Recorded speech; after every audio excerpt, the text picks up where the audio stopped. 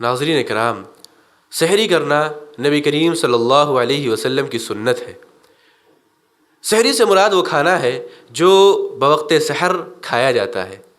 اور سحر کا وقت فجر صادق سے فجر کاذب کے درمیان ہوتا ہے، فجر کاذب سے فجر صادق کے درمیان ہوتا ہے، اور جو کھانا اس وقت کے علاوہ کھایا جائے گا اسے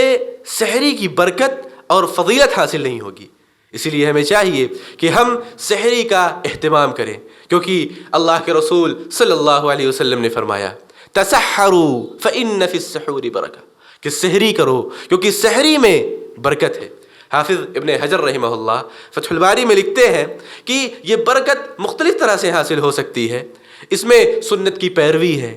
کفار کی، اہل کتاب کی مخالفت ہے، اس سے عبادت میں تقویت حاصل ہوتی ہے،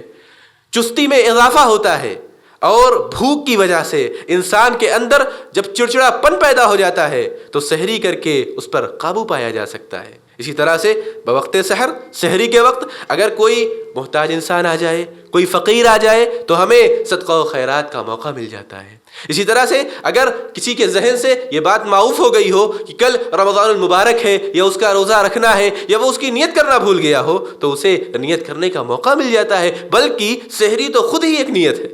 اور اسی طریقے سے سحری کا وقت جو ہوتا ہے یہ دعا کی قبولیت کا وقت ہوتا ہے، لہذا انسان کو اپنی خواہشات کو، اپنی جائز خواہشات کو اللہ رب العالمین سے مانگنے کا، اللہ رب العالمین سے طلب کرنے کا موقع مل جاتا ہے۔